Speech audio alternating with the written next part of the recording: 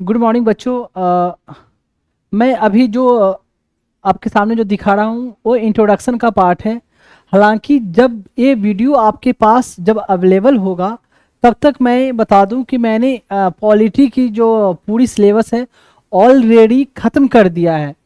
Means offline मैंने already ख़त्म कर दिया है, पर ऑनलाइन जो आपको अवेलेबल हो रही है वो पूरी ख़त्म होने के बाद शॉर्ट शॉर्ट एक एक घंटे के वीडियो को फॉर्म में आपके पास अवेलेबल होगी।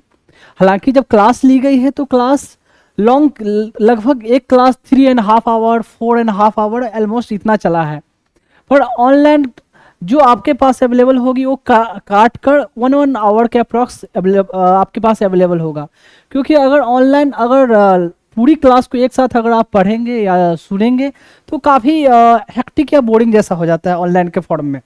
इसलिए मैंने वीडियो जो रखी है काट काट के रखी है। और इंट्रोडक्शन देने का वीडियो का इस इंट्रोडक्शन का पर्पस ये है कि मैं आपको बताना चाहता हूँ कि मैं क्यों पढ़ा रहा हूँ और कैसे आपको पढ़नी है, और इसमें मैंने कैसे आपको पढ़ाया है। ये सब बातें मैं अभी शॉर्ट में थोड़ा बताऊंगा। बाकी डिटेल बातें तो मैंने जो पढ़ाया है वहाँ बीच बीच में हर जगह मेंशन है, बताया है मैंने। पहली बात मैं बता दूं कि मैं जो जिस लैंग्वेज को मैंने पढ़ाने में रखा है तो नोट्स के फॉर्म में या स्लाइड के फॉर्म में देखें तो मैंने कंप्लीट इंग्लिश रखी है, पर एक्सप्लेन करने में मैंने मिक्स लैंग्वेज का इस्तेमाल किया है, हिंदी एंड इंग्लिश।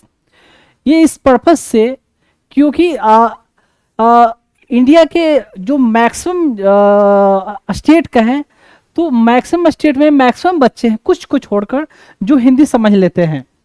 खासकर जो गांव-गांव से जो बिलोंग करते हैं, जिनको या जो एफर्ट नहीं कर सकते, तो ऐसे बच्चे को समझने में आसानी हो, इसको देखते हुए मैंने इसे एक्सप्लेन हिंदी और इंग्लिश मिक्स में किया है। हालांकि मैं बता दूं कि मैंने जो पढ़ाई की है मैंने इंग्लिश में ही पढ़ी है।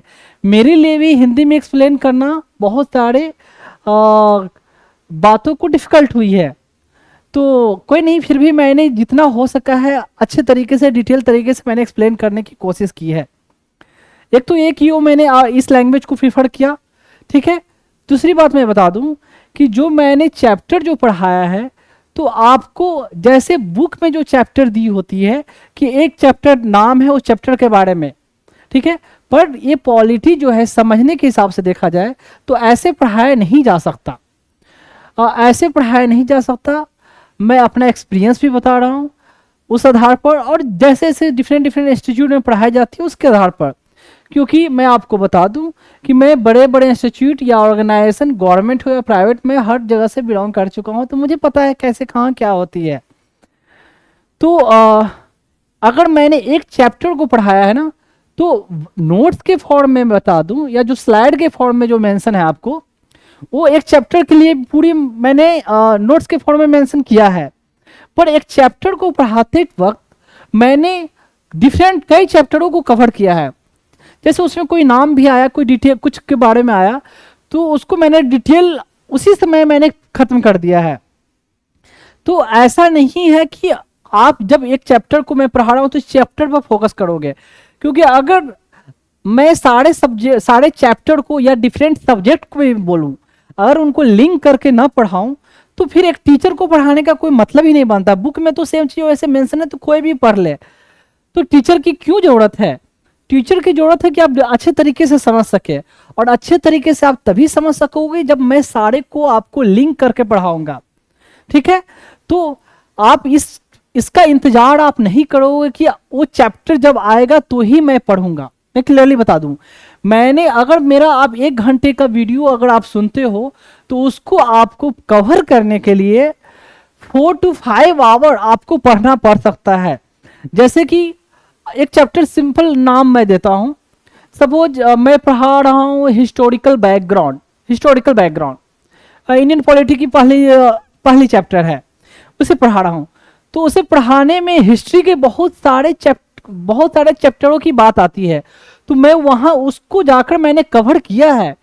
तो जब भले ही आप ये चैप्टर एक पढ़ रहे हो, पर जब मैंने उन हिस्ट्री वाले पर्सपेक्टिव को भी कवर किया है, मॉडर्न हिस्ट्री हो या एंशिएंट हो, व्हाटएवर हो या मिडिवल हो, ठीक है, या कोई फिजिक्स का मैटर या केमिस्ट्री का मैटर, व्हाट एवर। तो जब मैंने वर्बली कवर किया है ना, तो आपकी ये रिस्पॉन्सिबिलिटी बनती है कि आप बुक में उस चैप्टर के बारे में जाओ, जो मैंने पढ़ाया वहां से आप पढ़ो।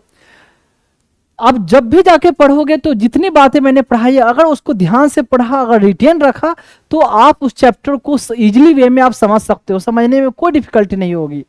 हालांकि मैंने कोशिश की है डेप्थ में जाने की, पर कभी कभी ये भी हो सकता है कि मैं हर एक पॉइंट को वर्बली कवर ना कर पाऊं दूसरे चैप्टर से रिलेटेड। जैसे जिस चैप्टर को मैंने नोट्स के फॉर्म में कवर किया है, उसे डिटेल तो मैं गया ही गया, इतना डिटेल मैं जा चुका हूं कि उतना डिफरेंट बुक्स में भी आपको नहीं मिलेगी, उस चैप्टर पर्सपेक्टिव से बोलूं।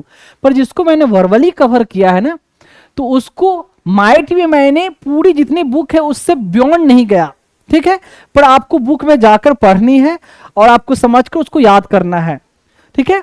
तो ऐसे, तो इसलिए मैंने बोला ना कि आप अगर सर्च कर देखोगे ना, तो सर्च करके कुछ चैप्टर का नाम ही आएगा, पर ऐसा लगेगा कि एक चैप्टर को रहते हुए बड़े में जब आप सुनोगे ना अगर, तो लगेगा कि बहुत सारे चैप्टर खत्म हुई है, ठीक है। तो इसलिए मैंने ये बता दिया कि आपको उतनी मेहनत करनी है साथ में। और इस एग्जाम को, जो एग्जाम के लिए मैं पढ़ा रहा हूँ सिविल सर्विसेज के लिए, तो इस एग्जाम को क्वालिफाई करने के लिए कोई शॉर्ट फंडा नहीं होता या कोई क्रैश कोर्स नहीं होता है कि कोई किसी को 1 मंथ का कोर्स करा दे और you will be able to qualify. Nothing happens like that, I am telling you clearly, मैं आपको क्लियरली बता दूं। इस एग्जाम की छोड़ दो, यहां तक कि कोई ग्रुप डी के एग्जाम के लिए भी बात कर दूं ना, तो उस एग्जाम को क्वालिफाई करने के लिए किसी को 1 महीने का क्रैश कोर्स करवा दिया जाए और वो क्वालिफाई हो जाए, ऐसा नहीं होता है। अगर कोई ऐसा करते हैं तो आप खुद समझ लो ऐसा नहीं हो सकता। जब तक आप पहले से डेप्थ में नहीं गए हो, पढ़े नहीं हो, तब तक क्वालिफाई नहीं कर सकते। जब मैंने यहां पढ़ाया है तो मैंने प्रीलिम्स, मेंस, इंटरव्यू, ठीक है, प्रीलिम्स, मेंस, इंटरव्यू तीनों को पर्सपेक्टिव को देखते हुए मैंने कवर किया है कि प्रीलिम्स को ऐसा नहीं कि जब पढ़ाई जाती है तो प्रीलिम्स के लिए अभी पढ़ेंगे, मेंस के लिए बाद में पढ़ेंगे और वो क्वालिफाई होने के बाद इंटरव्यू की तैयारी करेंगे। बिल्कुल नहीं, ऐसा नहीं होता है। तो बीच बीच में हर चीज को मैंने डिस्कस किया है, जो मेरा भी एक्सपीरियंस रहा है, एक तो ये सब चीज, तो सारी चीज को मैंने कवर की है।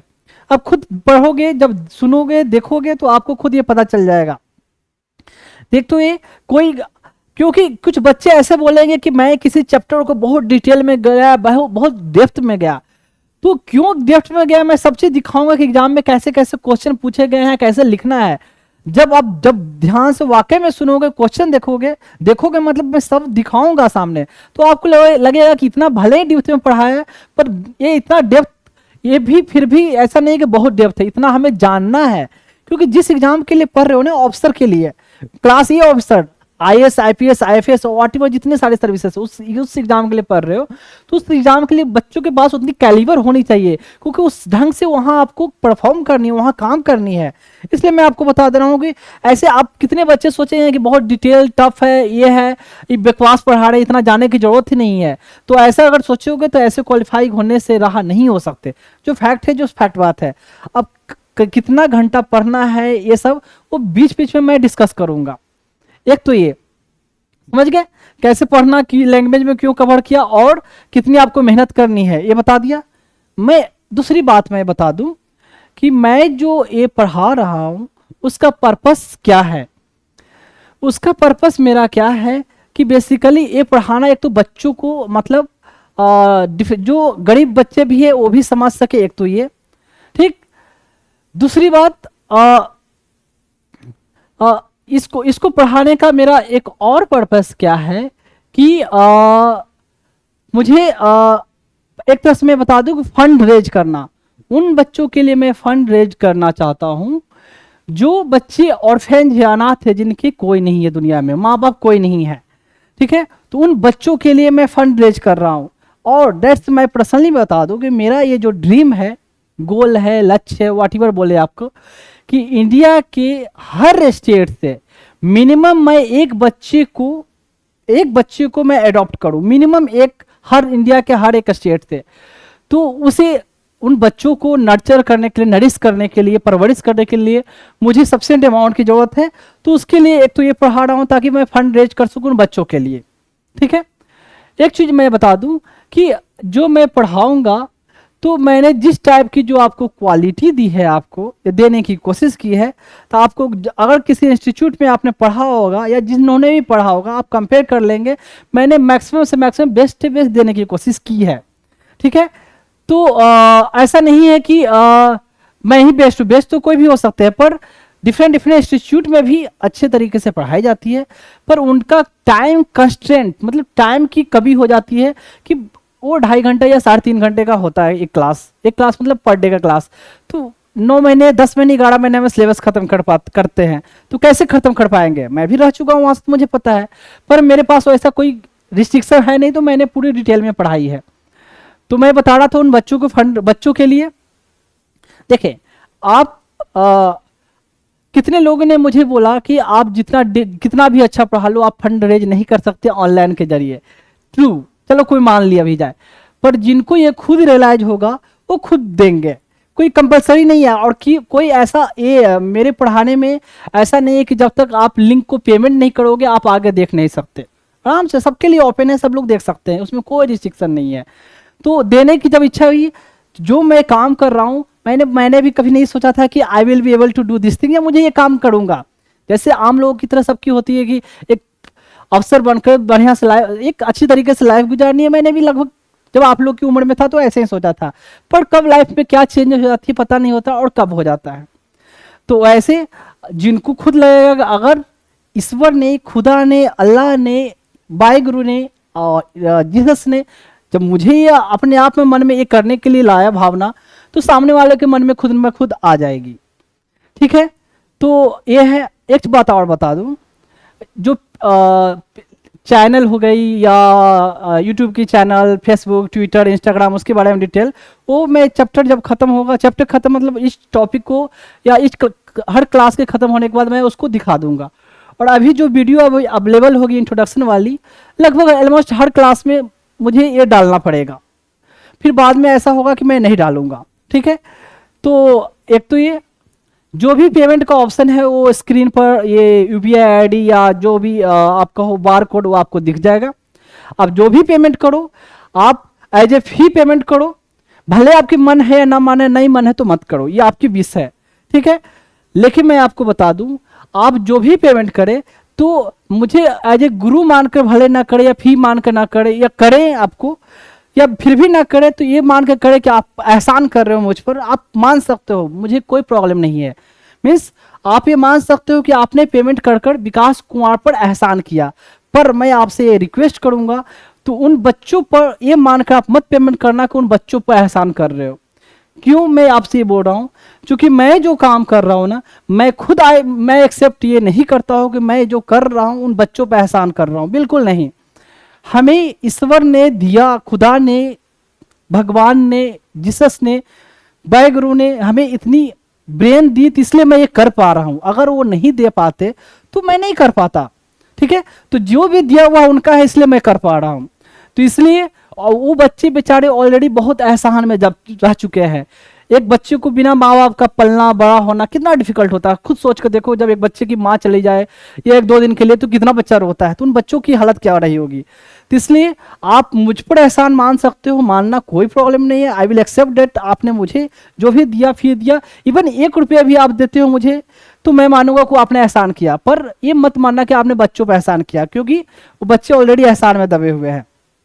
एक चीज और, जो भी आप पेमेंट करेंगे वो मैं बाद में दिखाऊंगा, तो उसमें मैं आपसे गुजारिश करूंगा कि आप अपना नाम मेंशन कर देंगे और अपना प्लेस जहां से आप बिलोंग करते हो, and your number if your wish, अगर आपकी विश है तो अपना नंबर उसमें भी मैसेज के साथ डाल सकते हो। नहीं डालना चाहते तो एटलीस्ट नाम एंड प्लेस जहां से आप बिलोंग करते हो। ठीक है, तो ये मेरा पर्पस मैंने बताया, और पर्पस, दोनों पर्पस सारे लोगों के बेनिफिट के लिए। एक चीज और, जो मैंने पढ़ाया है तो सिर्फ ऑफिसर बनने के हिसाब से नहीं पढ़ाया, सिर्फ इसमें मैंने बीच बीच में हर चीज, मैंने लाइफ के हर पर्सपेक्टिव को कवर किया है, कि सिर्फ ऑफिसर बनना नहीं, एक अच्छा इंसान बनना मैंने अपने बच्चों को सिखाया, जो आप लोगों को मैं सिखाया है इस अपने क्लास के जरिए। तो कहते हैं डिफरेंस होता है विद्वान, गुणवान एंड बुद्धिमान। तो किताबें पढ़ के आप विद्वान बन सकते हो, ठीक है, पर गुण के लिए सिर्फ किताबों से गुण नहीं आता, पर कितने लोग ऐसे हैं जिनको विद्या नहीं है पर गुण है, जिसको ज्ञान कह सकते हैं, ठीक है। और बुद्धिमान तो दैट्स अ डिफरेंट पर्सपेक्टिव होता है, चालाक होना। तो मेरा पर्पस है कि मैं अपने बच्चों को विद्वान के साथ साथ बुद्धिमान और जो ज्ञानवान बोलते हैं वो बनाऊं, ठीक है। ज्ञानवान और क्या बोला, बुद्धिमान की बात नहीं करूंगा, एक तो विद्वान की बात कर रहा हूं, ज्ञानवान और गुणवान की बात कर रहा हूं, ठीक है। तो वो सब क्या चीजें होती है डिटेल वहां डिस्कस होगा। तो अभी तक मैंने बताया क्या क्या, ये इंट्रोडक्शन का पार्ट है, बाकी अब धीरे धीरे अब चलते हैं टॉपिक पे, ठीक है। केस जो मैंने बताया था, तो आर्टिकल 21 में इस सब चीज का जिक्र होगा। अब देखिए 21 के बाद 21A होता है, राइट टू एलिमेंट्री एजुकेशन। तो एलिमेंट्री एजुकेशन के रिलेटेड बोला जाता है क्या कि 2002 में 86 कॉन्स्टिट्यूशनल अमेंडमेंट एक्ट बना, उसमें बोला गया कि एलिमेंट्री एजुकेशन को फंडामेंटल राइट बना दिया गया। तो फिर राइट टू एजुकेशन एक्ट ऐसे ऐसे आती रही। तो इसके तहत है कि भाई एटलीस्ट 6 साल से 14 साल के बच्चों को government at least element primary education या एलिमेंट्री एजुकेशन की फैसिलिटी अवेल करवाएगी, ये सरकार की जिम्मेवारी होगी। तो 2009 का राइट टू एजुकेशन एक्ट या right to education for children and welfare act ऐसे आएगा, जो मैं डिस्कस करूंगा बाद में। तो एलिमेंट्री एजुकेशन, यहाँ कहा जाए एलिमेंट्री एजुकेशन की बात है, यहाँ हायर एजुकेशन की बात नहीं है। हायर एजुकेशन आपका फंडामेंटल राइट का पार्ट नहीं है, क्योंकि ये कहा गया कि भाई उसमें भी मुकदमा चलते रहे कि सरकार के पास इतनी रिसोर्सेज नहीं है कि सब लोगों के लिए हायर एजुकेशन के लिए हायर एजुकेशन का राइट को इंश्योर करे। तो एटलीस्ट बेसिक राइट कम से कम सबको होना चाहिए कि एलिमेंट्री एजुकेशन होना ही चाहिए। एटलीस्ट सरकार ये फिक्स ये इंश्योर करेगी कि 6 साल से 14 साल के बच्चों को कम से कम उनको एजुकेशन मिलनी ही चाहिए। तो ये राइट टू एलिमेंट्री एजुकेशन का है। ऐसे ही आप देखेंगे एजुकेशन से रिलेटेड, तो directive principle of state policy में मैं बताऊंगा, तो वहाँ आपको पढ़ाऊंगा आर्टिकल 45 में कि कम से कम मिनिमम है कि 5 ईयर तक के बच्चों को बेसिक एजुकेशन या बेसिक न्यूट्रिशन की बात है तो सरकार उसको इंश्योर कराएगी, तो वहाँ ये मेंशन है। और फिर फंडामेंटल ड्यूटी में होगा कि इंडिविजुअल को या मौलिक फंडामेंटल ड्यूटी है कि अपने बच्चों को कम से कम एक बेसिक एजुकेशन दे। उसमें भी ये मेंशन है कि कम से कम 14 ईयर तक उसको एजुकेशन देने का, ऐसे ऐसे कुछ कुछ प्रोविज़न आगे आएगा। मैं एक करके थोड़ा और आगे डिटेल बताऊंगा। तो कहीं ना कहीं मैं ये कहने वाला एजुकेशन की जो राइट है वहाँ DPSP भी मेंशन है, और फंडामेंटल ड्यूटी में भी मेंशन किया गया है कि इंडिविजुअल की ये रिस्पॉन्सिबिलिटी होगी कि अपने बच्चों को कम से कम बेसिक एजुकेशन दे। तो ये रहा। तो right to education, elementary education देखा होगा कि 2002 के टाइम में ही अटल बिहारी वाजपेयी की गवर्नमेंट थी, तो सर्व शिक्षा अभियान ये सब चला था उस समय। तो ये रहा आर्टिकल 21 कैपिटल ए। अब है राइट टू फ्रीडम, जो था 1922 में आया। ये इसके बीच के जो आर्टिकल है वो राइट टू फ्रीडम कहलाया। देखिए हाथ बंधी हुई है, फ्रीडम की डिमांड है। अब देखिए एक क्वेश्चन देख लें। In India constitution, Indian constitution कह सकते हो, गलत टाइप हुआ होगा। In Indian constitution right to equality is granted by 5 article. Right to equality is granted by 5 article, 2002 का क्वेश्चन है। तो राइट टू इक्वलिटी कहाँ से शुरू होता है, तो 14 से लेकर कहाँ तक, देखिए ऑप्शन है कहाँ 14 to 18, क्योंकि 19 से 22 कहाँ हुआ, अभी जस्ट बोला राइट टू फ्रीडम होगा, इक्वलिटी यहाँ ऐसे पूछा जाता है। तो जनरली जो उस टाइप से डिवीजन अगर जिसने नहीं पढ़ा हो तो सोचेगा राइट टू इक्वलिटी तो मतलब राइट टू आर्टिकल 14 को ही राइट टू इक्वलिटी कहा जाता है। तो ये ऑप्शन भाई क्या क्या ऐसे दे रखा है ये, तो 2002 का क्वेश्चन है ये। अब देखें ये क्वेश्चन है 1995 का। क्वेश्चन रखने का पर्पस है ये provision of discrimination on ground of religion ETC। Article 15 of the constitution of India is a fundamental right classifiable under. तो आर्टिकल 15 को किस में क्लासिफाई किया गया है? तो किस में, इक्वलिटी में कितना 14 से लेकर 18 तक है, तो इसमें क्लासिफाई किया गया, सिंपल सी बात है। तो ये है। अब देखिए आर्टिकल 22 एक है, आर्टिकल 22 राइट टू फ्रीडम में ही है, 19 to 22, protection against arrest and detention in certain cases. देखिए यहाँ ध्यान रखें, इसमें बच्चा कंफ्यूज होता है ना। आप 20 में क्या देखोगे, प्रोटेक्शन क्या है, कन्विक्शन से रिलेटेड था, ठीक है। और यहाँ क्या है, अरेस्ट से। तो आदमी पहले अरेस्ट होता है या पहले कन्विक्टेड होता है? पहले क्या होता है, अरेस्ट किया जाता है ना, अरेस्ट होगा, मुकदमा चलेगा, उसके बाद कन्विक्टेड होगा। कन्विक्टेड है कि नहीं, दोषी है या नहीं है, पहले गिरफ्तार, मुकदमा, और दोषी है या नहीं है। लेकिन पहले अरेस्ट वाले जो आर्टिकल जो शुरू पहले मेंशन करना चाहिए, तो पहले दोषी है या नहीं है उसको मेंशन कर दिया गया है, और आर्टिकल 22 बाद में इसको मेंशन किया कि अरेस्ट से कैसे उसको प्रोटेक्शन मिले और डिटेंशन से कैसे प्रोटेक्शन मिले। तो बच्चा कहीं थोड़ा कंफ्यूज होता है, इसलिए मैं बता दूं, याद रखना कि अरे उल्टा यहाँ है, अरेस्ट वाली बातें बाद में की गई है। अब देखिए अरेस्ट और डिटेंशन। तो डिटेंशन का मतलब होता है क्या, कि कोई क्राइम होने से पहले सस्पेक्टेड पर्सन को, या सच उस सस्पेक्टेड सिचुएशन में पहले उसे बंद पकड़ कर बंद कर दिया जाए कहीं, उसको डिटेंशन कहते हैं।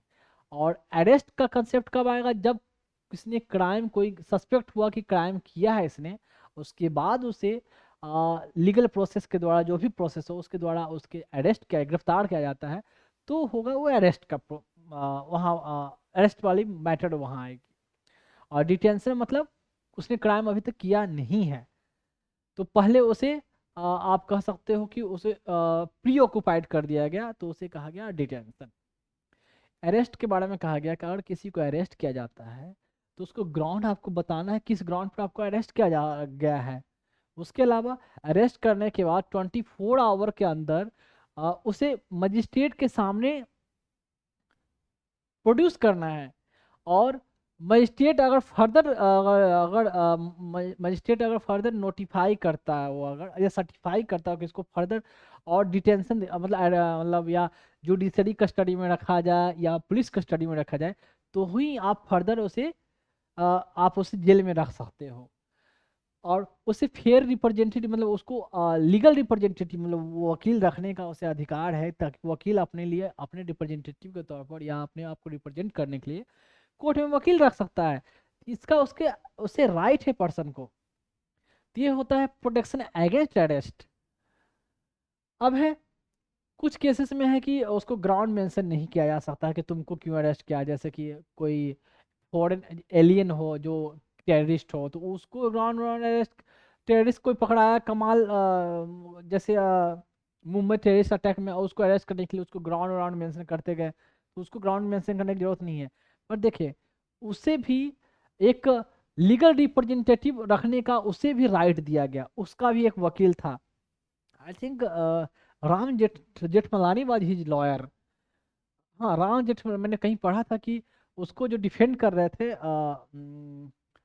उसका नाम मैं भूल रहा हूँ, छोटू सा जो क्रिमिनल था मुंबई टेररिस्ट ब्लास्ट अटैक में, ताज अटैक जो हुआ था, क्या मुस्तफ़ा कमाल पता नहीं क्या ऐसे कुछ नाम था, छोड़ो जो भी नाम था।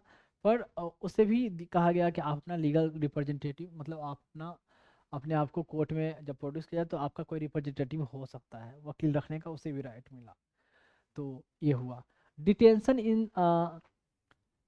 अब है अगर 24 घंटे में प्रोड्यूस नहीं किया गया तो उसका भी उसका एक्सप्लेनेशन देना है कोर्ट में कि क्यों नहीं 24 घंटे के अंदर प्रोड्यूस कर पाए, रीजन मेंशन होना चाहिए। अब डिटेंशन, अगर किसी को सस्पेक्टेड है तो उसको 3 महीने तक डिटेन रखा जा सकता है।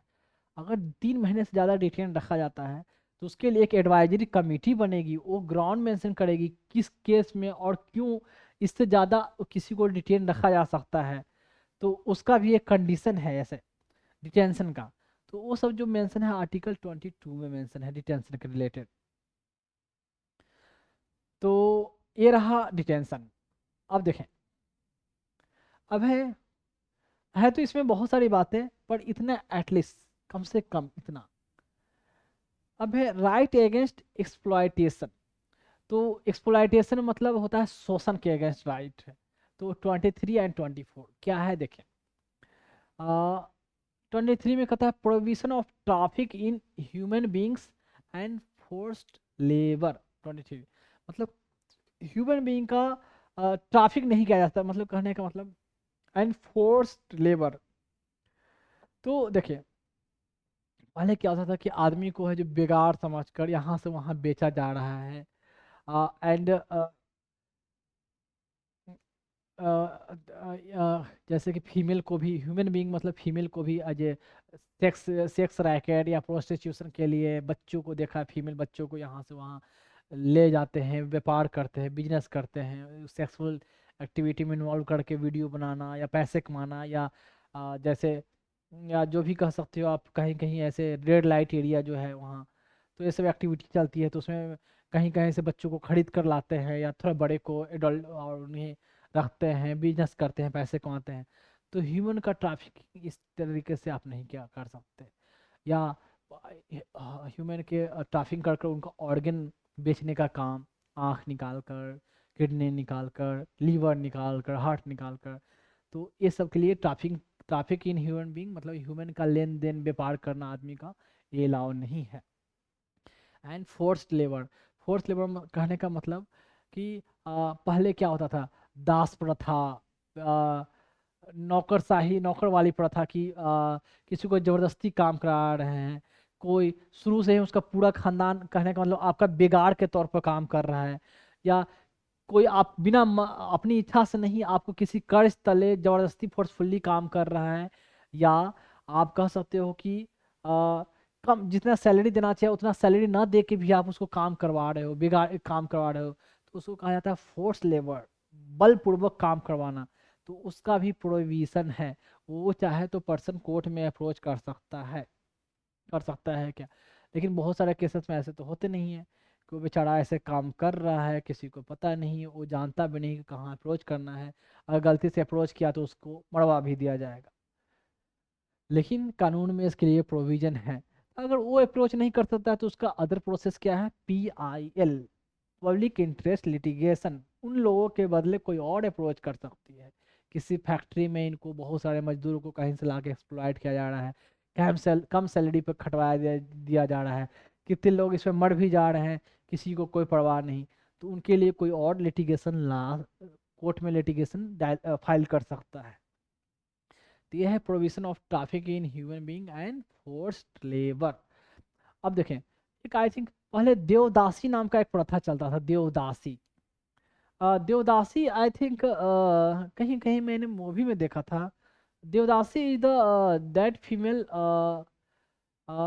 हु लिव्स और works in the temple premises, temple premises, मंदिर के प्रीमिसेस में वो फीमेल जो रहती है, वो वहाँ के जो प्रीस्ट है या हेड है, हेड प्रीस्ट है, उनके अंदर उनकी सेवा करना, उनका यहाँ तक कि फिजिकली एक्सप्लॉयटेशन भी वो जो प्रीस्ट होते हैं वो करते हैं।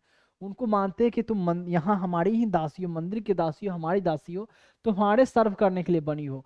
उनके तो उनको जिंदगी भर के लिए देवदासी को वहाँ की नौकर नौकर तो मानते थे, उसके साथ साथ उनको फिजिकली भी एक्सप्लॉयट करते थे फीमेल को।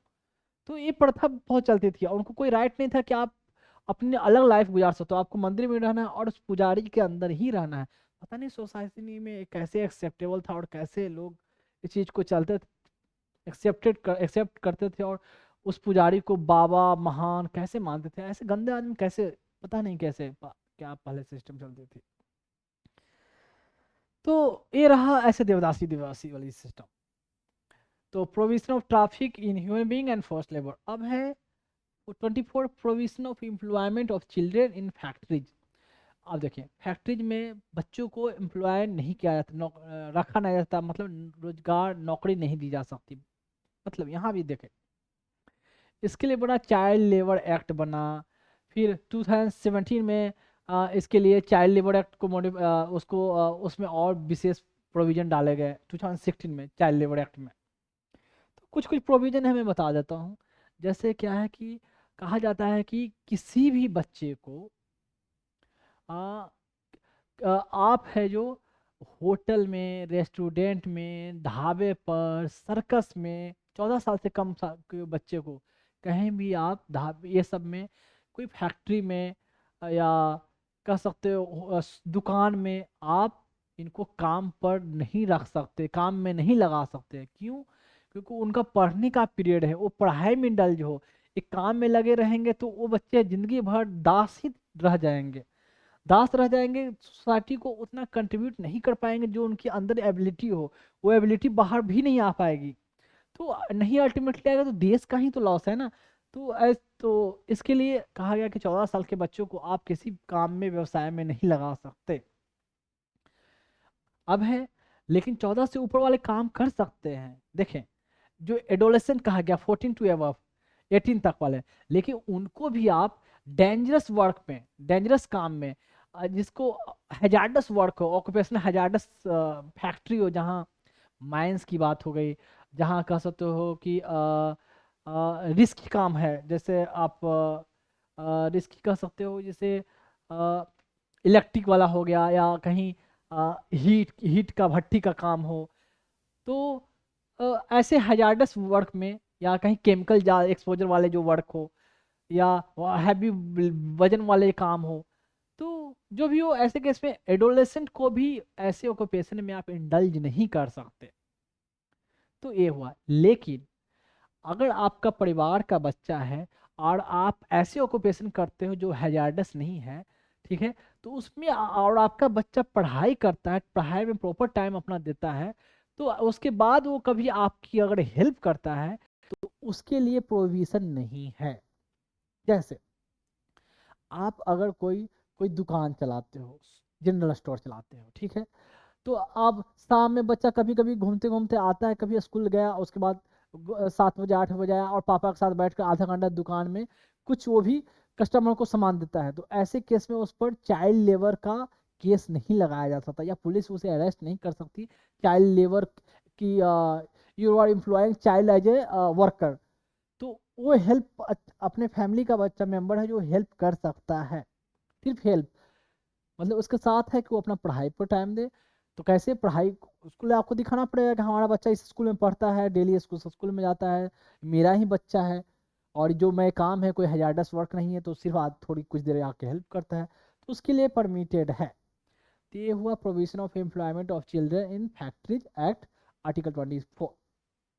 ठीक है। अब है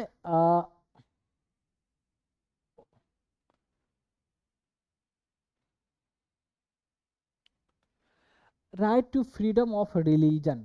फ्रीडम ऑफ रिलीजन वाली जो आर्टिकल है 25 टू लेकर 28 तक, राइट टू फ्रीडम कहाँ से, सिर्फ फ्रीडम 19 से लेकर 22, 23 24 राइट जो हो गया अगेंस्ट एक्सप्लॉयटेशन में हो गया, एंड राइट टू फ्रीडम के साथ साथ ऑफ रिलीजन जुड़ गया 25 टू 28।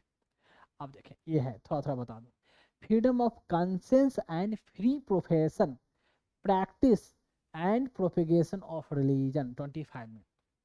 कंसेस, फ्रीडम ऑफ कंसेस का मतलब, कहने का मतलब हुआ कि आप जैसा चाहें, freedom to mould his relationship with God और क्रिएचर, मतलब भगवान के साथ, ईश्वर के साथ, अल्लाह के साथ आप अपना रिलेशन जैसे आप अपना चाहो मेंटेन करना, जिस तरीके से आप चाहो वैसा रख सकते हो। मोल्ड हिज रिलेशन और विथ गॉड और क्रिएचर एक कंसेंस है, मतलब कहने का मतलब, हम अपने भगवान में या अल्लाह में श्रद्धा रखते हैं तो उसके लिए कोई टीका करता है, कोई चंदन लगाता है, ठीक है, तो कोई ताबीज पहनता है, तो कोई माला पहनता है, तो कोई माला में कुछ उनका लटकाता है, तो कोई जीसस की जो क्रॉस होता है वो लगाता है, तो कोई मक्का मदीना का कोई सिंबल अगर लगाता है, तो जैसे, तो कोई कह सकते हो कि आप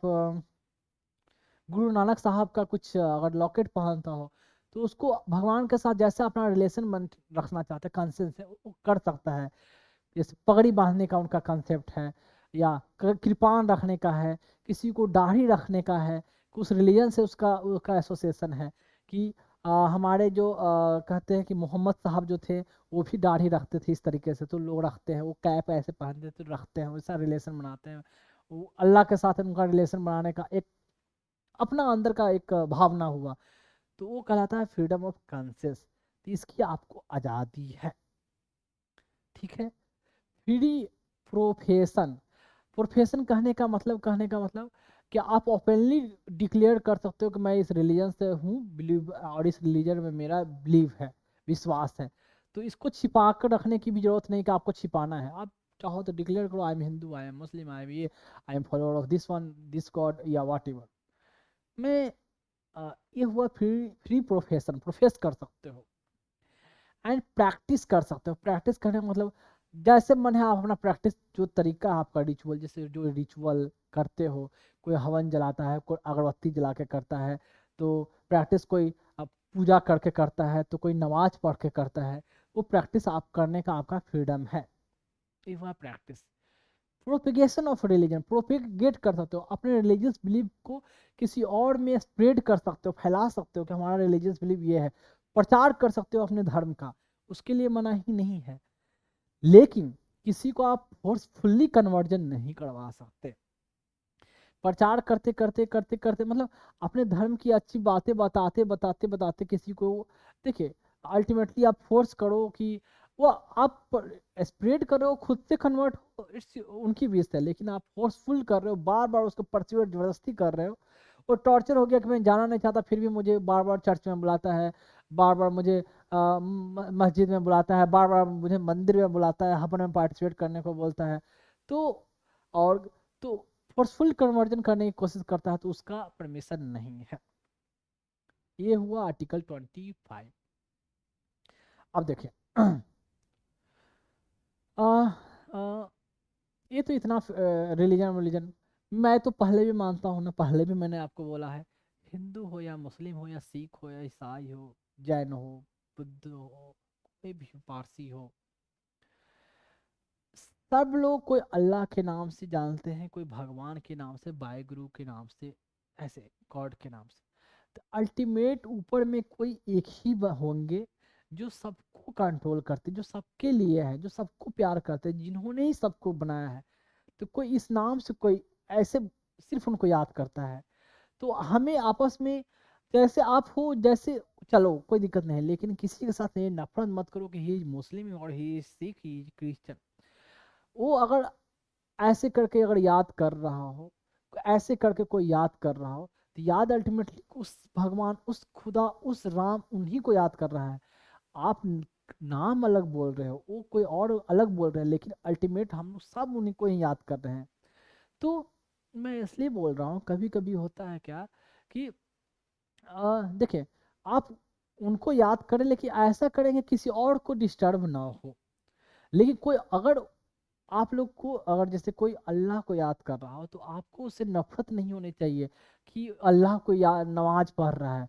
अल्टीमेटली वो राम को ही याद कर रहा है, राम को ही, जो आप जिसको राम मानते हो या जिसको आप गॉड कहते हो, उन्हीं को याद कर रहा है वो पर्सन। लेकिन वो उनको गॉड बोलकर याद कर रहा है। ऊपर में एक ही है जिन्होंने हमें आपको सब बनाया। इंसानों ने यहाँ डिफरेंट डिफरेंट रिलीजन बनाए। रिलीजन बनाने का पर्पस क्या रहा कि लोग सही रास्ते पर चले, रास्ते से भटके ना। लेकिन यहाँ तो सिर्फ कहने को, मैक्सिमम लोग कहा जाए 99% रियल में ना हिंदू है, ना मुस्लिम है, ना सिख है, ना क्रिश्चियन है, ना जैन है, ना पारसी। वाकई में जो रिलीजन के जो मेन जो आइडियल, जो सिद्धांत है, जो प्रिंसिपल है, उसको फॉलो कितने लोग कर रहे हैं। बस ब्लाइंडली चले जा रहे हैं, चले जा रहे हैं। अगर उसमें फॉलो करें तो किसी से नफरत नहीं करोगे आप कि ये इस रिलीजन से, सब हम सब एक ही हैं, ऊपर वाले एक ही, ऊपर वाले क्रिएचर के बनाए हुए हैं। बट कोई ये नाम से याद करता है। तो कोई अगर नमाज अगर पढ़ रहा है रोड पे, तो उनको लात से मारने की क्या जरूरत। उनको ट्रेन में नमाज पढ़ रहा है अपने सीट पर, तो उनसे देख कर नफरत करने की क्या जरूरत। तो कोई अपने जीसस को याद कर रहा है, तो उनको देख कर बैर करने की क्या जरूरत। कोई कहीं मस्जिद बनाकर ऊपर वालों को याद कर रहा है, तो देखा देखी उनके गुस्से में हम भी वहां टेम्पल बना ले। अरे वो याद कर रहा था, आप जिनको राम बोलते हो उनको अल्लाह बोलते हैं, बस इतना ही है। तो आप टीका करके याद करते हो, टीका चंदन लगाते हो, तो वो है जो टोपी लगा कर याद करते हो, तो तरीका भले अलग है। पर सब लोग प्यार उन्हीं से करते हैं, सब उन्हीं के बनाए हुए हैं। तो कोई नफरत की कोई वजह ही नहीं होनी चाहिए। अगर जो नफरत करता है और अपने आप को बोलता है कि मैं इस रिलीजन का हूँ और ये रिलीजन मुझे पसंद नहीं है, वाकई में तुम उस रिलीजन से हो ही नहीं। अगर उस रिलीजन के जो टेनेंट जो सिद्धांत है उसको जान लो ना, वाकई में तुम नफरत करोगे ही नहीं, क्योंकि कोई भी रिलीजन नफरत नहीं सिखाता। तो हम सिर्फ, और कोई बोलेगा कि मैं तो सनातनी हूँ, मैंने गीता पढ़ी है, मैंने वेदा पढ़ी है, पढ़ने से नहीं होता, पढ़ने से नहीं होता, पढ़कर उसको समझने से होता है। तो पढ़ तो सब रहे हैं, लेकिन उसको समझना और उसको इम्प्लीमेंट करना वो मायने रखता है। श्लोक आपको पूरा याद हो, लेकिन उसका मतलब क्या है और उसको इम्प्लीमेंट करना जब वो नहीं करते हो तो कोई मतलब ही नहीं बनता है। तो बहुत सारे आजकल मैं सनातनी हूँ, सनातन धर्म के लिए, अरे रियल में उसके जो टेनेंट को पढ़ लो ना, रियल में गीता और आप कह दो आप वेदा पढ़ लो ना, तो नफरत करोगे ही नहीं किसी से। तो वो चीज़ तो है ही नहीं लोगों को, बस अपने आप को बोले जा रहा है सनातनी है। कुछ लोग अगर कहेंगे कि मुझे वेदा का नॉलेज है, अगर नॉलेज भी है तो उसका समझ नहीं है। तो ये बात है। तो मैं क्या बताऊं, मैंने बहुत बार ये सब चीज़ को मैंने बताया है आपको, हर बार बोला है कि मैंने आपको अच्छा स्टूडेंट, अच्छा ऑफिसर बनने के साथ साथ उससे पहले मैंने अच्छा इंसान बनाने की मैंने आपको सबक दी है। क्योंकि सिस्टम में जाओगे तो ऐसा नहीं है, बहुत सारे आईएएस ऑफिसर, बहुत सारे जजेज, बहुत सारे डॉक्टर यहाँ तुमको ऐसे ही मिल जाएंगे कि पढ़ के ही तो बने हैं ना, लेकिन उनकी सोच तुमको मिलेगी इतनी नैरो थिंकिंग है। किताब पढ़कर रट कर और एग्जाम दे देना, एग्जाम क्वालिफाई करना अलग चीज है, लेकिन लाइफ में जाकर एक मतलब एक अच्छे तरीके से जिंदगी गुजारना, एक अच्छा सोच रखना, वो हर कोई की बस की बात नहीं है, वो किताबों से नहीं मिलता भाई। आ, बचपन से तो सब लोग पढ़ रहे हो कि भाई माँ बाप की सेवा करो, रेस्पेक्ट करो, बड़ों का आदर करो, झूठ मत बोलो, सही कर्म करो। ये सब मोरल साइंस तुम लोगों ने भी पढ़ा होगा ना, जैसे मैंने भी पढ़ा था बचपन में। तो इम्प्लीमेंट कहाँ है? कॉलेज में है जो एक दूसरे से जलन होती है, जो कि उसका नंबर ज़्यादा आ गया, मेरा नंबर कम आ गया, मेरा नंबर उससे ज़्यादा है, ऐसे हीन दृष्टि से। तो कोई क्वेश्चन को पता है कि भाई इंपॉर्टेंट क्वेश्चन ये आने वाला है ऐसा, तो उसको मत बताओ पहले से, ऐसा भावना पहले से ही कॉलेज में चलते रहती है। कहाँ प्यार है? तो लोगों में ये सब बहुत, ऐसे करके कोई फायदा नहीं है, कुछ नहीं। वो अभी जैसे सुप्रीम कोर्ट का एक दिल्ली हाई कोर्ट के, सॉरी हाँ, इलाहाबाद हाई कोर्ट के एक जज ने क्या स्टेटमेंट दिया देखा ही है। तो बहुत सारे ऐसे जगह हैं कि बहुत बड़े पोस्ट पर जाने के बावजूद भी उनकी थिंकिंग बहुत नैरो है। मैं एक तो किताब पढ़ना, एग्जाम क्वालिफाई करना, बड़े पोस्ट पर चले जाना, तो इसका मतलब ये नहीं कि वाकई में उसकी थिंकिंग बड़ी हो गई, नहीं। थिंकिंग बड़ा ये और नॉलेज, किताबों का नॉलेज और जिंदगी का नॉलेज अलग चीज है। या धर्म का, वेदों का नॉलेज, कुरान का नॉलेज, नॉलेज है, लेकिन उसको समझ कर समझना ये मायने रखता है। और कोई जरूरी नहीं कि उसको पढ़ के ही आपको समझदारी है, बिना पढ़े हुए भर में आपको समझदारी आ सकती है। वही तो मैं आपको लाने की कोशिश करता हूँ और लाता हूँ बार बार। मैक्सिमम गवर्नमेंट सर्विस में आप चले जाओ, मैक्सिमम गवर्नमेंट जॉब में, तो आपको कम से कम 80% लोग ऐसे मिलेंगे, 80% लोग जो आप महसूस करोगे कि जितनी सैलरी उनको मिल रही है और जितना वर्क वो सिस्टम में या डिपार्टमेंट में कर रहे हैं, इतना ही वर्क अगर वो बाहर बाहर करें ना, इतनी सैलरी वो नहीं पाएंगे, नहीं मिलेगी। गवर्नमेंट जॉब होने का मतलब ये समझ जाते हैं कि आराम से ज़िंदगी कटनी चाहिए, ज़्यादा टेंशन नहीं लेना है। मतलब उनको उस सिस्टम से प्यार ही नहीं है कि इस सिस्टम को हमको बढ़ाना है, इसका डेवलपमेंट करना, बस चल रही है ना। मैक्सिमम गवर्नमेंट जॉब करने वाला का ये हाल है। यहाँ तक ऑफिसर का भी, मैं जो भी पढ़ा रहा हूँ आपको ऑफिसर बनने के लिए पढ़ा रहा हूँ, उस लेवल की पढ़ाई करा रहा हूँ। ऑफिसर मतलब IAS officer, IPS officer, IFS officer और वाट एवर, कोई भी सर्विस हो, पोस्टल सर्विस हो, रेलवे ट्रैफिक सर्विस हो, कोई भी सर्विस, उस ऑफिसर के लिए। तो ऑफिसर को मैंने पहले बताया काम हमेशा ज़्यादा है भाई, करनी है, पर फिर भी बहुत सारे ऑफिसर मिलेंगे आपको कि जितनी आउटपुट उनको देनी चाहिए उतने दे नहीं रहे हैं, बहुत आपको मिलेंगे। तो कितने लोग को ऐसा है कि कितना भी काम चोरी कर लो, काम तुम्हें तो करना ही बाकी। लेकिन अदर पोस्ट जो ग्रुप सी वाले हैं, ग्रुप डी वाले हैं, ग्रुप बी भी कह सकते हो। तो मैं तो ये नहीं कहता सारे लोग, लेकिन कह रहा हूँ कि आप कम से 80% ऐसे मिलेंगे जो वाकई में डिजर्विंग नहीं है। कभी कभी सिस्टम में रह के मुझे इतना गुस्सा आ भी आया कि लगता था कि इन सब को कान पकड़ कर यहाँ से निकाल दिया जाए, दे डोंट डिजर्व। तो ऐसा बुरा हाल सिस्टम का चल रहा है। तो और उस सिस्टम में कौन है, हम तुम ही जाओगे।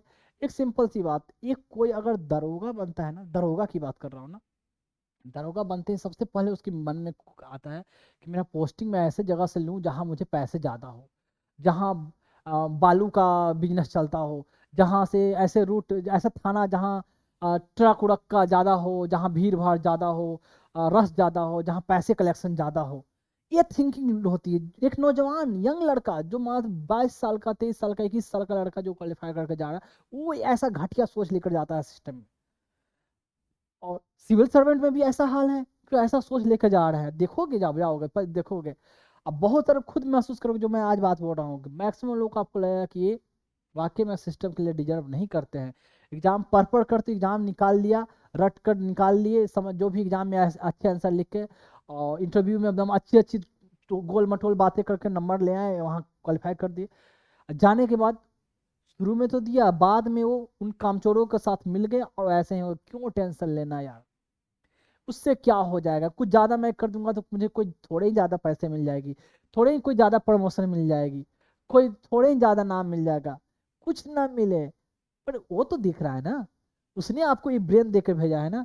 तो आप किसी के लिए एहसान नहीं कर रहे हो, आप खुद के लिए एहसान कर रहे हो कि जब लास्ट में जब जाओगे तो वो आपको दिखेगा कि इस बच्चे को मैंने इतना ब्रेन देकर भेजा था, इतने टैलेंट देकर भेजी, और उसको उसने इस्तेमाल किया, उसका आउटपुट दिया, तो वो उससे खुश होगा आपसे।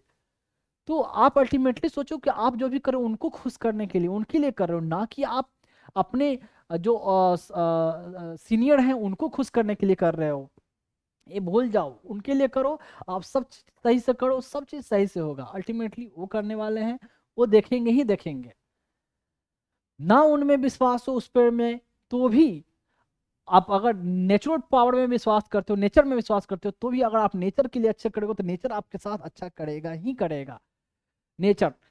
तो इसलिए मैं कह रहा हूँ कि काम चोरी कभी मत करना, ऑनेस्टी होना चाहिए आपके काम में, और सोसाइटी को कब कुछ ना कुछ आपसे अलग आउटपुट हो। ज़्यादा पैसे के चक्कर में ऐसे मत रहो, खुद ब खुद खुशी मिलेगी, किसी के पास बहुत पैसे गलत तरीके से आएगी लेकिन चैन नहीं रहेगा। और ऐसे सुकून जियोगे, तुम्हारे बाल बच्चे भी जो रहेंगे, फिर बीवी रहेगी, सब तुम्हारे साथ सही से रहेंगे। तो कहीं ना कहीं आप अगर अच्छे लोगों के साथ रहोगे तो वो कर्म आपके पास वापस आता ही आता है, जान ले, लाइफ का सबक है। तो बहुत सारे ऑफिसर ऐसे रहेंगे कि बहुत पैसे कमा लिए, उनकी बीवी से नहीं बन रही है, उनके बच्चे से नहीं बन रहे हैं, बीवी उनसे बात नहीं करती, पैसे तो बहुत है, खुद इधर इसके पास बैठ रहा है, उसके पास कोई उससे बात कर ले। तो परेशान परेशान है। रिटायर होने के बाद तो ऐसे भी कोई कौवा भी नहीं पूछने वाला, कुत्ता भी नहीं पूछने वाला कि अगर ऐसे रहेगा, ये तो क्लियर सी बात बता दूं। कोई भी आदमी, मरना तो सबका तय है। अगर ये मान लो कि नहीं मैं मरूंगा, तो कुछ भी कर लो, मरना तय है ना, वो तो फिक्स है। देखोगे किसी का भी फोटो, कोई एक्टर को उठा लो, शुरू में जवान में कितना अच्छा दिखता था, धीरे धीरे बुढ़ा हुआ, और बुढ़ा हुआ, डेथ हुई। तो अल्टीमेटली लाइफ में उस जगह पर जानी है, वहां आपको भी मरना है। तो क्यों इतना ताम झाम, इतना नफरत करना, ऑनेस्टी से करो, खुशी से रहो, मस्त रहोगे। और कोई भी सिविल सर्विस में आप जाओगे तो इतनी सैलरी, इतनी फैसिलिटी तो मिलती है। और ज़्यादा पैसे कमाने का शौक, और भी बहुत पैसा, तो जॉब में, गवर्नमेंट जॉब में आने का सोचो ही मत, और ही नहीं, do business and you earn, no problem. तो उसमें भी अगर आप पैसा कमाते हो और लोगों का वेलफेयर करते हो तो और खुशी मिलेगी, और नहीं वेलफेयर करते हो, सिर्फ पैसा रख रहे हो, तो वो आपकी मर्जी, वाट एवर यू डू। वहां भी आपका कर्म आपको नहीं छोड़ने वाला है। लेकिन मैं बता दूं, अगर ज़्यादा ख्वाहिश है कि मैं सिविल सर्वेंट बन के मैं 200-400 करोड़, 500 करोड़ कमाऊंगा, तो ये तो भूल जाओ। अगर ये करना है तो इसमें आना ही नहीं है, और ही नहीं आना है, वो करना ही हो तो बिजनेस ओरिएंटेड बिल्कुल रहो, लोन लो, बिजनेस करो, दिन रात उसमें परेशान रहो, एंगेज रहो, कॉन्ट्रैक्टर बनो। तुम डीएम बनोगे, तुमसे ज्यादा पैसा कॉन्ट्रैक्टर के पास रहेगा। तुम है जो नॉर्मल कार से आओगे, जो भी हो गवर्नमेंट कार से, वो तुमसे महंगे कार से आएगा, लेकिन भर दिन उसको चैन नहीं है, तुम्हारे सामने आके सर ही तुम्हें बोलेगा, सर, जी सर, आ, आ, तुम उसे सर बोलेगे, वो तुम्हें सर बोलेगा, बोले सर ये कर दूँ, मैं ऐसे तुम्हारे आगे पीछे रहेगा कि तुमसे ज़्यादा उसके पास पैसा रहेगा, ये बात जान लो। सोसाइटी में तुम्हारा कहीं जाओगे तुम्हें ज़्यादा रिस्पेक्ट मिलेगी कंपेयर टू उसे। तो तुम्हें क्या चाहिए, तुम्हें डिसाइड करना है। भर दिन फोन में मजदूरों के साथ लड़ाई करना है तो, और पैसे खूब कमाना है तो तुम कॉन्ट्रैक्टर बन लो, मजदूरों के साथ भर दिन डील करते रहो, ये है वहाँ माल आया, इतने नौकर भाग गए, इतने मजदूर आए, इसको मारो, इसको सुनाओ, ऐसे करते रहोगे, इसको गाली दो यहाँ, तो धूप में यहाँ जाओ वहाँ जाओ करते रहो, पान चबाते रहो। तो वो करना है तो पैसे उसमें बहुत रहेंगे, लेकिन वो जो ऑफिस वाली ऑफिसर वाली जो रिस्पेक्ट रहेगी नहीं रहेगी। तो तुम्हें देखकर जिलस फील करोगे, उसके पास वो पैसे है, तो अगर चाहते हो पैसे तो वो काम करो, कौन मना कर रहा है। लेकिन इस सिस्टम में जाके उससे 10% खाएंगे, उससे 10% खाएंगे और इतना पैसा बनाएंगे, तो बिल्कुल गलत। तो भूल जाओ, ये इसमें ही नहीं। तो ये हुआ। चलो आगे चलते हैं दूसरा। ये देखिए बच्चों को कैसे एक्सप्लॉइट किया जा रहा है, बच्चा इतना भारी वेट उठाकर, ये पत्थर कैसे वजन उठा रही है बच्ची। रिलीजन के बारे में, जो फ्रीडम ऑफ रिलीजन में है, आप देख सकते हैं कि डिफरेंट रिलीजन, जैसे बुद्धा जो है उनका है, आप आई थिंक ये लक्ष्मी या सरस्वती माता का फिगर, ये साधु है, और ये चांद एंड तारा मुस्लिम का, और ये आई थिंक मॉस्क, और ये चर्च, क्रॉस सिंबल। तो सारे रिलीजन को एक साथ यहाँ रखकर, या ये इसको एक स्वास्तिक या पता नहीं क्या, स्वास्तिक नहीं बोलते, स्वास्तिक तो कुछ और, इसको जो हिंदू रिलीजियस सिंबल है ये मेंस यहाँ है। तो सारे रिलीजन को जो सिंबल है एक जगह रखकर, सारे रिलीजन को अलग अलग जो फ्रीडम दी गई है उसके लिए इसमें चर्चा किया गया है। अब देखें आर्टिकल 26 क्या कहता है। Freedom to manage religious affair. Religious affair कहने का मतलब है कि अपना रिलीजियस इंस्टीट्यूशन इस्टेब्लिश कर सकते हो, मतलब कहने का मतलब कोई मॉस्क या टेम्पल या चर्च, तो वो इस्टेब्लिश कर सकते हो। उसका अपना उसके लिए अपना प्रॉपर्टी एक्वायर कर सकते हो, ज़मीन खरीद सकते हो। उसका फिर कैसे मैनेज करना चाहते हो, अपना उसके लिए आदमी रखना, जो भी है उनकी सैलरी देना, तो ये आपको फ्रीडम है इसके लिए। तो ये आर्टिकल 26 में कहा कि अपना रिलीजियस अफेयर कैसे मैंने फ्रीडम है उसको मैनेज करने के लिए। तो 26 हो गया, मतलब बेसिकली कहने का मतलब अपना रिलीजियस प्लेस या वर्शिप का जो प्लेस है उसके लिए ज़मीन, उसका कंस्ट्रक्शन तैयार करना, उसके आदमी रखना, तो ये सब का आपको फ्रीडम है। 26 में है freedom from payment of taxes for the promotion of. अगर आपको रिलीजन को प्रमोट करते हैं तो उसके लिए कोई टैक्स नहीं लगेगा। और जैसे किसी मॉस्क के लिए, टेम्पल के लिए कोई टैक्स नहीं लगता है, कोई मठ बनाया जाता है बड़े जगह पर उसके लिए टैक्स नहीं लगता है। लेकिन टैक्स तो नहीं लगेगी, लेकिन फी आप पर लगाया जा सकता है। जैसे कि आप जैसे आप देखेंगे वैष्णो देवी जो पिलग्रिमेज तीर्थ जो वहाँ पर लोगों से कोई फी ली जाती है।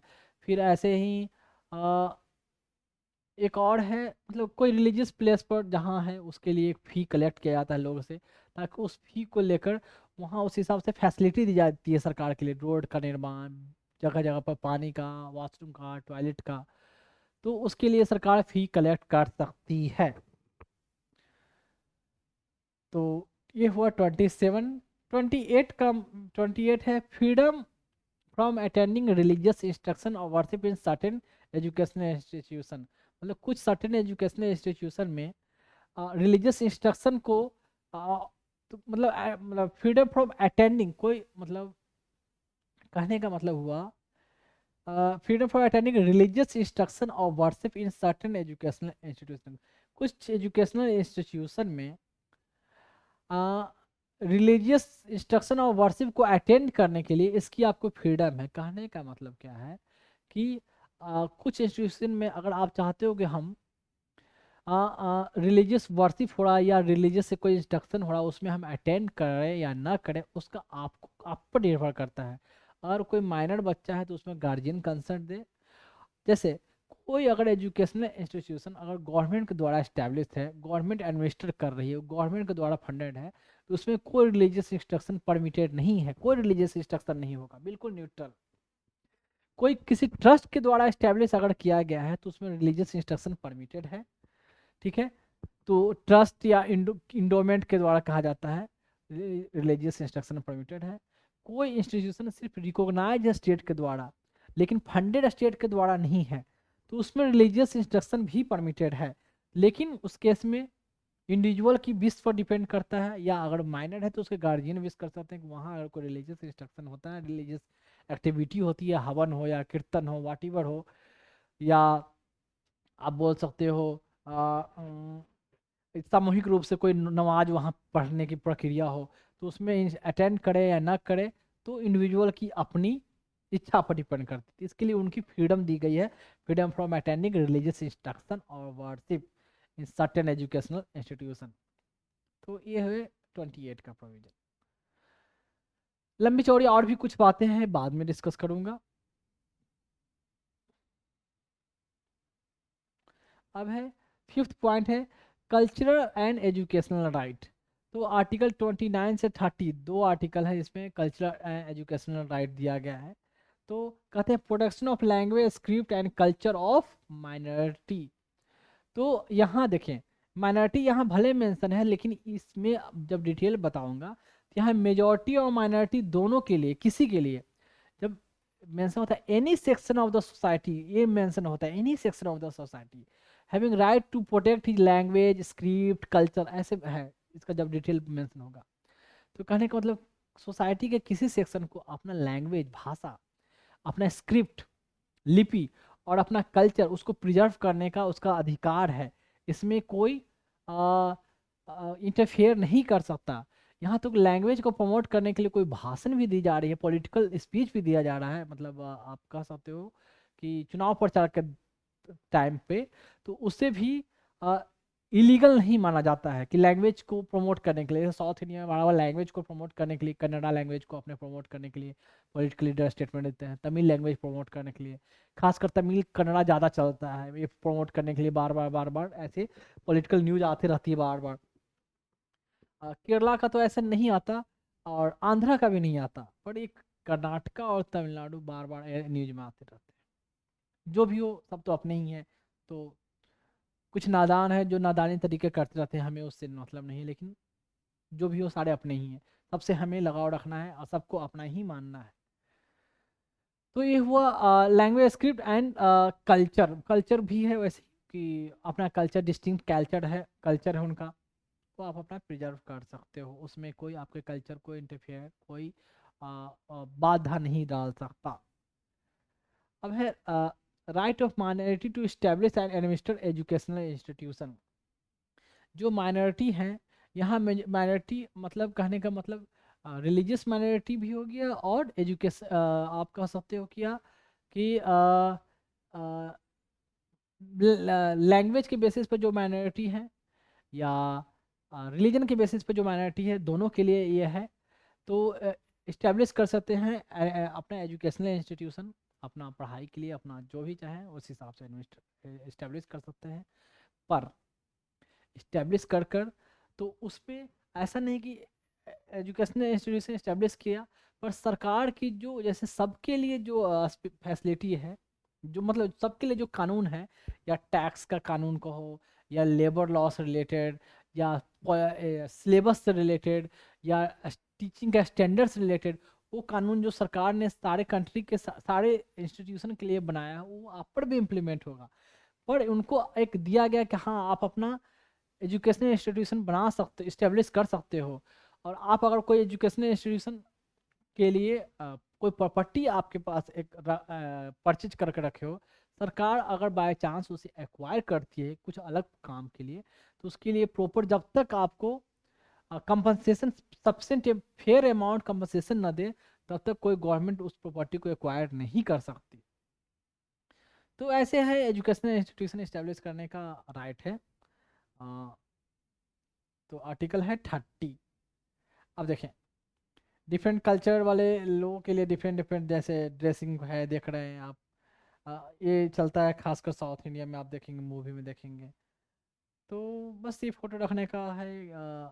ये आई थिंक नटराज का स्टैचू है। ये एलिफेंट जो साउथ इंडिया में, कर्नाटका में, तमिलनाडु में, केरला में खासकर एलिफेंट को ज़्यादा दिया जाता है प्रायोरिटी। कोई पूजा में ऐसे एलिफेंट को ज़्यादा वो लोग इस्तेमाल करते हैं। अब है राइट टू प्रॉपर्टी। देखिए आर्टिकल 31 में इसका मेंशन था राइट टू प्रॉपर्टी। इसके लिए राइट टू प्रॉपर्टी एक फंडामेंटल राइट है।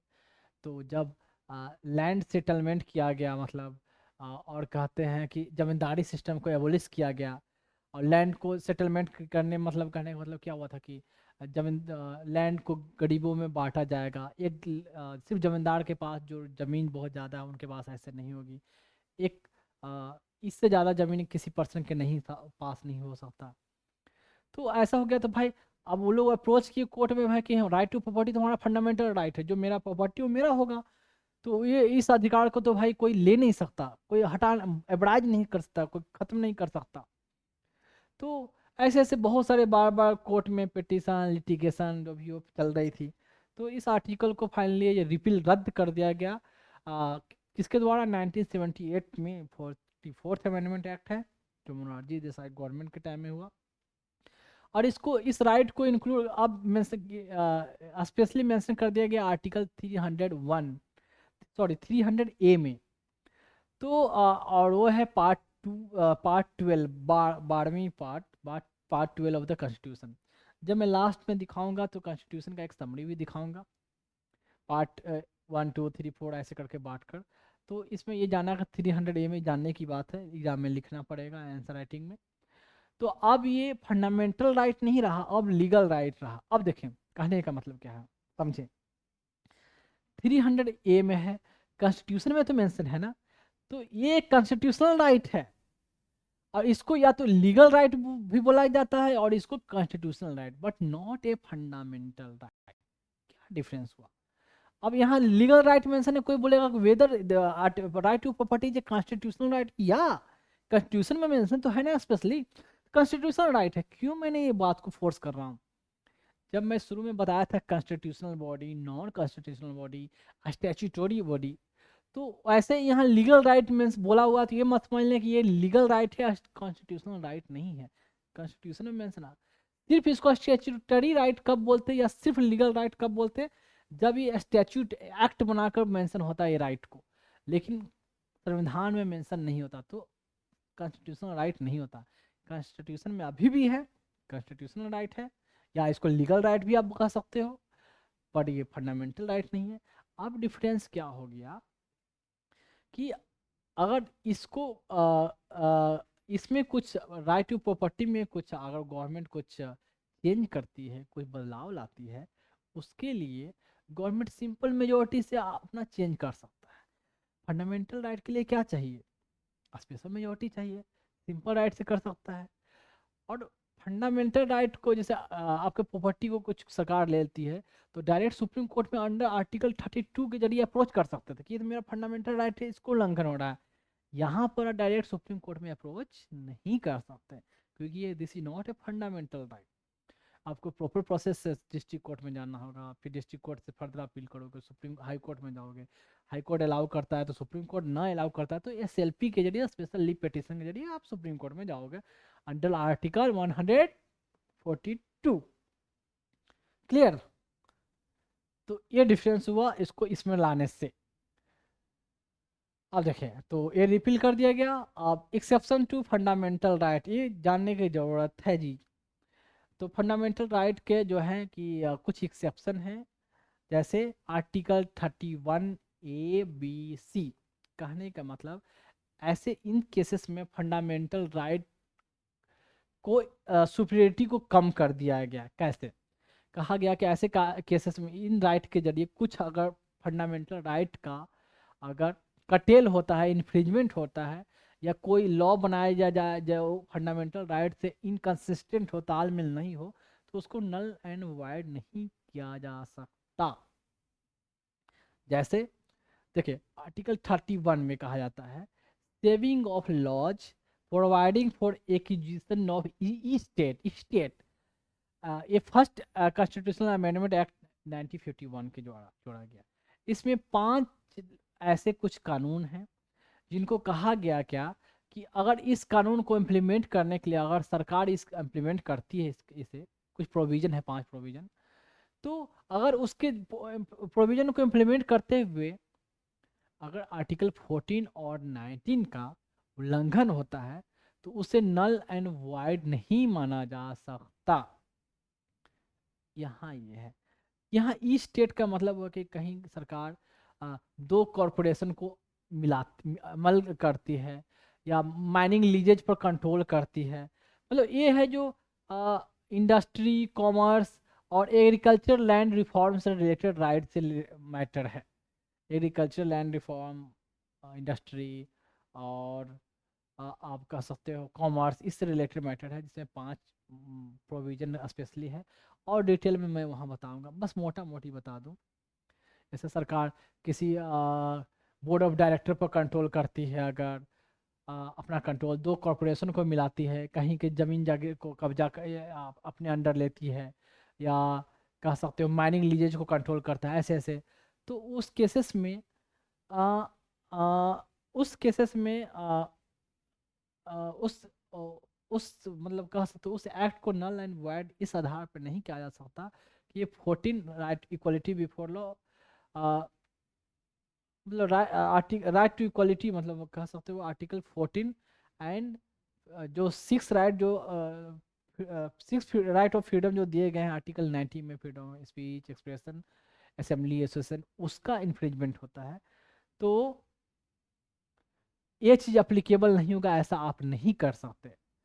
तो कहने का मतलब आर्टिकल 14 एंड 19 को इसके जो 5 प्रोविजन है उसके सबऑर्डिनेट माना गया है। तो ये हुआ 31। ध्यान से सुने, मतलब कुछ ऐसे प्रोविजन को इम्प्लीमेंट करने के चक्कर में अगर 14-19 का उल्लंघन हो तो ऐसे कानून को या ऐसे एक्ट को नल एंड वाइड नहीं माना जाएगा। ये कहलाता है 31A, यानी 14 and article 14 article and article 19 सब ऑर्डिनेट है, मतलब नीचे है इसके सामने। इतना ही अभी जानने की जरूरत है इसमें, ठीक है। अब है आर्टिकल 31B। इसमें कहा गया कि validation of certain acts and regulation along with 9th schedule was added by first constitutional amendment act 1951। 13B में ये मेंशन किया गया क्या, कुछ एक्ट एंड रेगुलेशन जिसे 9th शेड्यूल में मेंशन किया गया है। 9th schedule, schedule 12th schedule है। स्टार्टिंग में 10 शेड्यूल थे,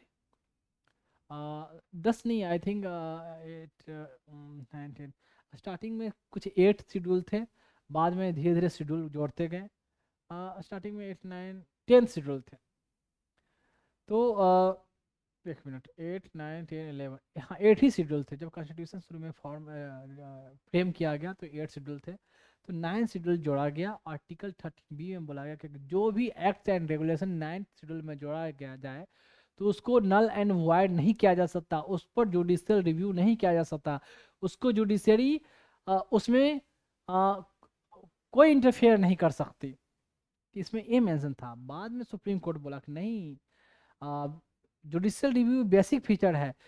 इसका मतलब कोई भी आप कानून, एक्ट या रेगुलेशन आप 31B में के जरिए 31B के जरिए 9th शेड्यूल में जोड़ दो और कह दो कि इस पर जुडिशियल रिव्यू होगा, नहीं होगा, इसको नल एंड वाइड नहीं किया जा सकता। कोई भी आर्टिकल को उल्लंघन कर रहा हो तो भी ये कहा जाएगा कि ये सुप्रीम है, ऐसा नहीं है। Judicial review is a basic feature of constitution. तो बाद में जजमेंट हुआ ऐसे। जस्ट देखें, बहुत सारे स्टेट के एक्ट एंड रेगुलेशन या लैंड सेटलमेंट, ये सब जो मैटर है ना, उसको 9th शेड्यूल में ऐड किया गया है। शुरू में कुछ 8-10 थे, आज तो 250 के आसपास है।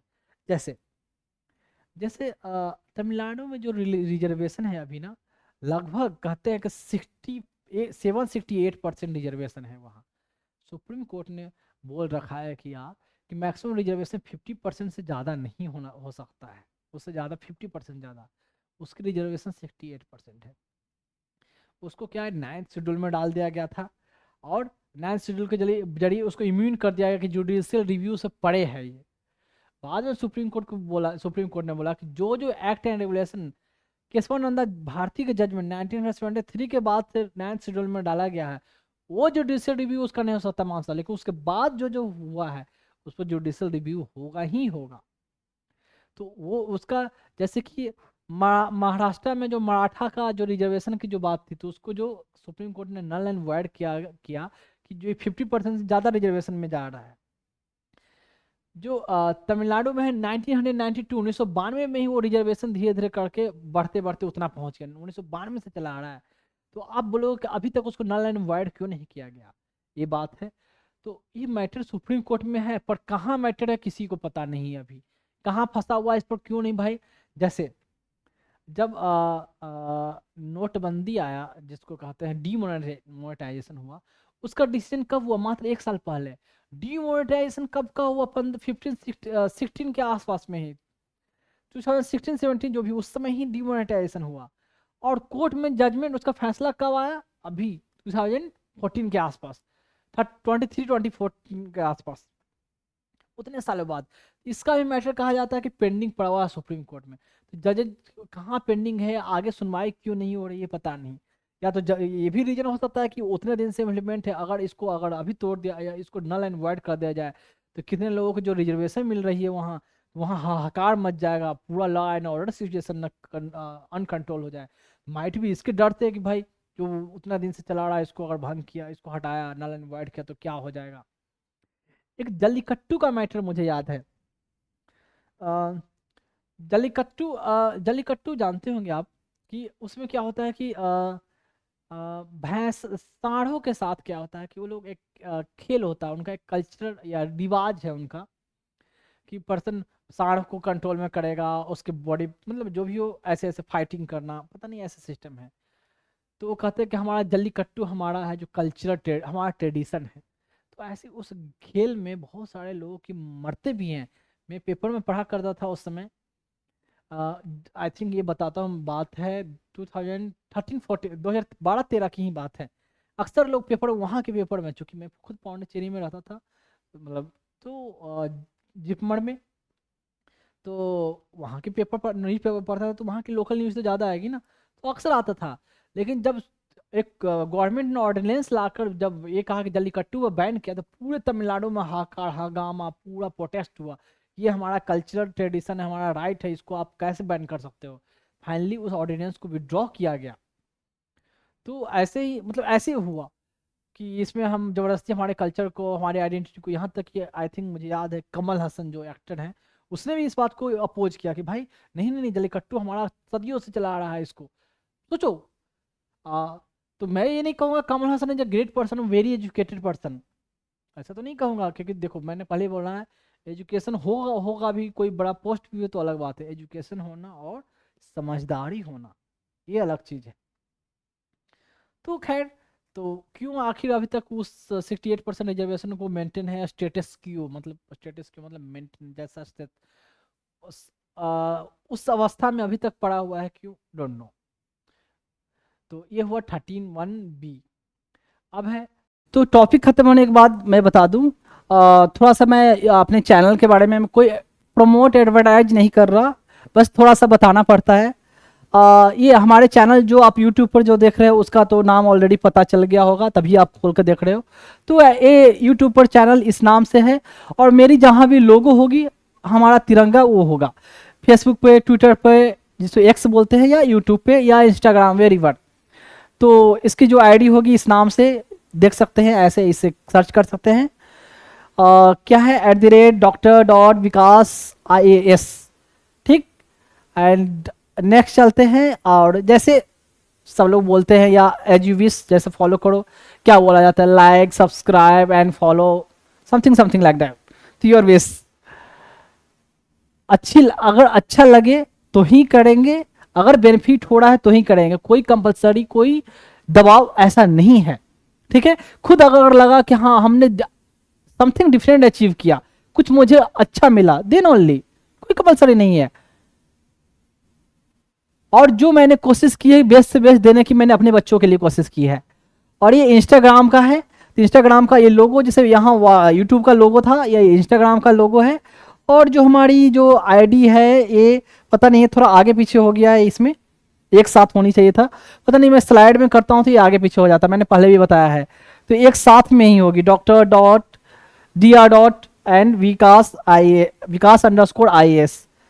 तो ये रहेगा आपका इंस्टाग्राम पर। हालांकि यूट्यूब, इंस्टाग्राम जितने भी हैं सब लिंक किया हुआ है, तो एक से जाकर दूसरी जगह आप जा सकते हो। तो थोड़ा सा इसकी एक जगह कर लेंगे, ये अपन अप डाउन हो गया है। लैपटॉप में तो नॉर्मल दिखता है स्लाइड में, पर इसमें करने के बाद यहाँ ऐसे आ जाता है डिजिटल बोर्ड पे। तो ये चला जाए, ये एक बार कोड भी इंस्टाग्राम में शायद जनरेट होता है, इसलिए ऐसे है। तो बार कोड को स्कैन करके भी चाहे तो वहाँ पहुँच सकते हैं। तो ये वीडियो हर जगह अवेलेबल होगी, कुछ कुछ शॉर्ट जो बोलते हैं छोटे छोटे वीडियो भी डालना, तो वो सब डाला हुआ मिलेगा आपको। तो अगर स्कैन हो जाती है तो वीडियो से तो गुड। इसको थोड़ा मैं और जूम कर दूं, ये रहा इंस्टाग्राम का। अब देखेंगे ये है ट्विटर, जिसको अब एक्स बोलते हैं, पहले ओल्ड ये था ट्विटर एंड अब हो गया है एक्स। तो एक्स में जो हमारी अकाउंट है ऐसे फॉर्मेट जो आपको दिखेगी ऐसे इस तरीके से दिखेगा। और जो जो आईडी जो होता है @dr_vikas_ias, तो इस नाम से आएगा ऐसे। एंड नेक्स्ट है फेसबुक पे। तो फेसबुक पे इस नाम से फेसबुक का लोगो एंड जो चैनल रहेगा उस पर ऐसे आएगी। और आई थिंक सिंपल ये डालने से ही शायद ओपन हो जाए या आपको सामने विजिबल होगा, तो ये आप देख सकते हो। ठीक है, और चलते हैं लास्ट। थोड़ा अजीब सा लगता है बोलने में, पता नहीं। ये है बारकोड एंड मैंने जो पर्पस बताया किन बच्चों के लिए मैं ये कलेक्ट कर रहा हूँ। मैं एक बात बता दूं कि जिन बच्चों के लिए मैं कलेक्ट कर रहा हूँ ना, वो ऐसा नहीं है कि वो ऑर्फेंज रहेंगे, उनको मैंने अपनाया है। तो एज ए उन बच्चों का सिर्फ जैसे मैं बता दूं, कोई अपने बच्चों को पालता है, कोई बाप अपने बच्चों को पालने के लिए मेहनत करता है, ठीक है। तो बस बेसिकली वही है कि मैं उन बच्चों को अपने पालने के लिए मैं ये मेहनत कर रहा हूँ। तो उन बच्चों का सिर्फ मैं बाप ही नहीं हूँ, मैं उन बच्चों का माँ भी हूँ, दोनों हूँ। तो सोचे मुझे उससे कितनी ज़्यादा मेहनत करनी पड़ेगी, ठीक है। मैं क्लियरली कर दूं कि मैं कोई एनजीओ नहीं चला रहा हूँ। कि एनजीओ अगर चलाऊंगा तो पर्पस तो वही हो गया, बात तो वही होगी कि बच्चे ऑलरेडी तो कोई अनाथालय वो एनजीओ कोई चला रही है, तो वहां से लाके मैंने फिर से यहाँ अनाथालय में झोंक दिया। तो ये कोई एनजीओ नहीं है, ये मेरे बच्चे होंगे। तो इसलिए उनके लिए मैं लोगों से डोनेशन नहीं मांग रहा हूँ, मैं जिनसे भी मांग रहा हूँ एज फी मांग रहा हूँ, एज गुरु दक्षिणा बोले वो मांग रहा हूँ, ना कि डोनेशन की बात मैंने की है। तो मैं अपने बच्चों के लिए एज बाप की तरह, एज बाप है नहीं, सिर्फ बाप एंड माँ दोनों की तरह मैं उनके लिए मेहनत कर रहा हूँ, ठीक है, उनके नरिशमेंट के लिए। और उनके लिए मैं फंड रेज कर रहा हूँ, पैसे कलेक्ट कर रहा हूँ। तो ये पर्पस है, ना कि है कि डोनेशन मांगना या चंदा मांगना उन बच्चों के लिए, बिल्कुल नहीं। तो ये क्यूआर कोड है, गूगल पे का है, शायद आपको दिख जाए, स्कैन हो जाएगी वीडियो से। नहीं होती है तो फिर कोई बात नहीं, नीचे यूजर कुछ यूपीआई आईडी मैंने ऐसे मेंशन कर दिया है, ये योर विश। ये है यूपीआई आईडी एंड थोड़ा बड़ा account number and IFSC code. तो मैं बोल दूं यूपीआई आईडी क्या है, विकास VIKASH JIP JIPMER JIPMER JIPMER @OK axis. ऐसे मैंने ऐसा बनाया नहीं, अपने आप ऑटोमेटिक ऐसे आ जाता है। एंड अकाउंट नंबर जो मेंशन है 9200100216200810। मुझे भी कोई अपना अकाउंट नंबर याद नहीं था, मैं बता दूं। एंड आईएफएससी कोड वो भी मुझे याद नहीं है, वो भी है UTIB 003494, सॉरी 000 है, UTIB 003494, ये आईएफएससी कोड है। तो पर्पस बता दिया, आपकी विश बता दिया, जो भी हो, बाकी ये यहाँ तक ये। और फिर आगे धीरे धीरे ऐसे नेक्स्ट चैप्टर पर मैं चलता रहूँगा। तो ऑलरेडी मैंने कवर किया है, बताया है। एक बात और, पॉलिटी में आपको ज़्यादा कनेक्शन मिलेगा, एक चैप्टर से का लिंक बहुत से। पर जब मैं इकोनॉमिक्स पढ़ाऊंगा ना, उसमें रिलेटिवली थोड़ा कम लिंकिंग रहेगा, पर जहां लिंक रहेगा मैं थोड़ा थोड़ा इंट्रोडक्शन देकर चला आगे बढ़ूंगा। पर पॉलिटी में बहुत ज़्यादा लिंक है, तो एक चैप्टर के साथ बहुत सारे मल्टीपल चैप्टर कवर हो जाते हैं। ठीक है, क्लियर? तो डरना नहीं है, धीरे धीरे सब चीज़ हो जाता है, शांति से ध्यान से पढ़ना है।